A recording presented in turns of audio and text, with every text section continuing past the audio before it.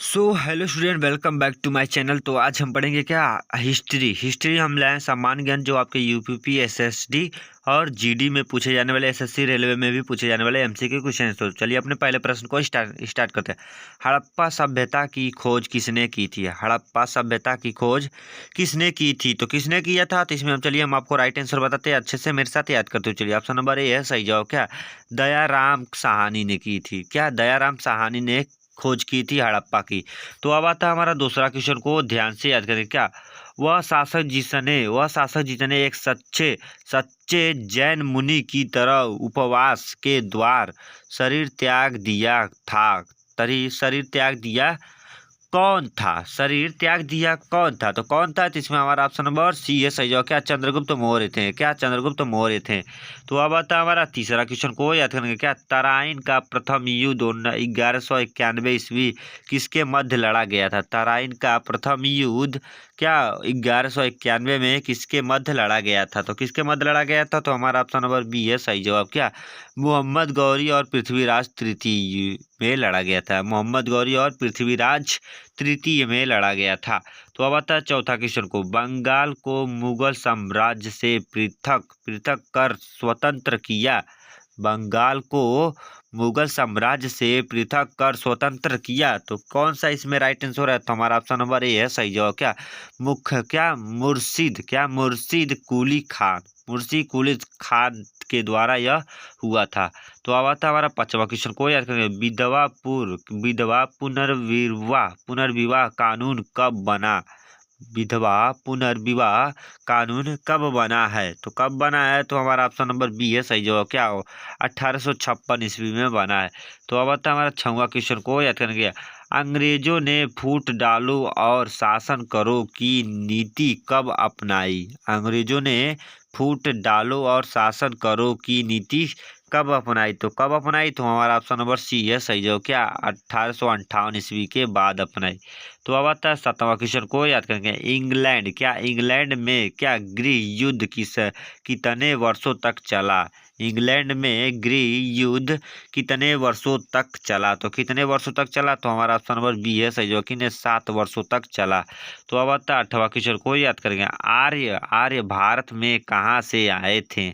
आर्य भारत में कहाँ से आए थे? तो कहाँ से आए थे? तो हमारा सी है सही जवाब। क्या केंद्रीय एशिया से आए थे? क्या केंद्रीय एशिया से आए थे? तो नौवां क्वेश्चन को ही देखते हैं। किस अवधि में रामायण एवं महाभारत की रचना हुई है? किस अवधि में रामायण एवं महाभारत की रचना हुई है? तो आर्य अवधि में हुई है। क्या आर्य अवधि में हुई है? हमारा डी है सही जवाब। तो अब आता है 10वां क्वेश्चन, गुप्त समाज की स्थापना किसने की है? गुप्त समाज की स्थापना किसने किया है? तो किसने किया है? तो हमारा ऑप्शन नंबर बी है सही जवाब। क्या चंद्रगुप्त ने किया है। तो अब आता है 11वां क्वेश्चन, को याद करेंगे। पानीपत की दूसरी दूसरी लड़ाई कितने क्या किनके बीच हुई थी? पानीपत की दूसरी लड़ाई किनके बीच हुई थी? तो किनके बीच हुई थी? तो हमारा ऑप्शन नंबर ए है सही जवाब। क्या बैंगम खान और हेमू के बीच हुई थी? क्या बैंगम खान और हेमू के बीच हुई थी। तो अब आता है हमारा 12वां क्वेश्चन, को याद करेंगे। मोहम्मद गौरी कहाँ का शासक था? मोहम्मद गौरी कहाँ का शासक था? तो कहाँ का था? तो अफगानिस्तान का था। ऑप्शन नंबर ए है सही जवाब। तो अब आता है 13वां क्वेश्चन, को याद करके। क्या मुस्तानी किस शासक की क्या प्रेयसी थी? मुस्तानी किस शासक की प्रेयस थी? तो किस शासक की थी? तो हमारा 13वें का ऑप्शन नंबर ए है सही जवाब। क्या बाजीराव पेशवा का? क्या बाजीराव पेशवा का थी। तो अब आता है 14वां क्वेश्चन, को याद करेंगे। क्या बिहार प्रदेश को किस मुस्लिम शासक ने सर्वप्रथम जीता था?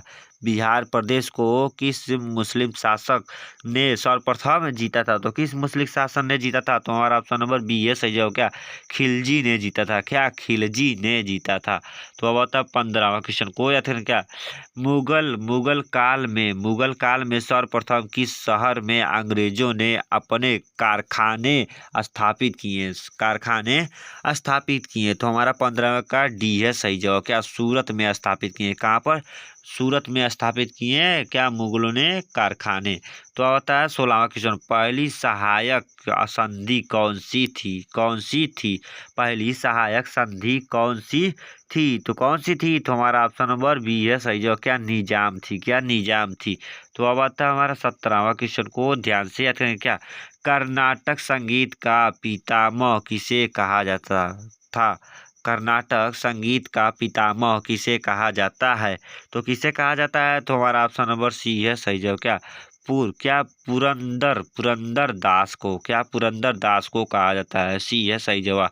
तो 18वें को देखते हैं, किसके शासन काल में प्रथम चीनी यात्री भारत में आया था, किसके शासन काल में प्रथम चीनी यात्री भारत में आया था, तो किसके आया था, तो हमारा ऑप्शन नंबर डी है सही जवाब, क्या चंद्रगुप्त द्वितीय के द्वारा आया था। तो अब आता है हमारा 19वां क्वेश्चन को याद करेंगे, क्या निम्नलिखित मुगल शासकों में से किसे प्रिंस ऑफ क्या बिल्डर्स के नाम से पुकारा जाता था, तो किसे पुकारा जाता था, तो हमारा ऑप्शन नंबर सी है सही जवाब, क्या शाहजहां को पुकारा जाता था। तो अब आता है 20वां क्वेश्चन को याद करिए, सिख समुदाय के अंतिम गुरु थे, तो कौन थे अंतिम गुरु, तो हमारा ऑप्शन नंबर सी है सही जवाब, का गुरु गोविंद सिंह थे। तो आई होप कि मेरे प्यारे आल स्टूडेंट आपको यूपी से संबंधित या आपको 20 टॉप एमसी क्वेश्चन तो अच्छे से समझ आया हो, तो इस चैनल पर ना हो तो एक लाइक और सब्सक्राइब करना। मिलते हैं नेक्स्ट वीडियो में। जय हिंद, जय भारत, वंदे मातरम दोस्तों।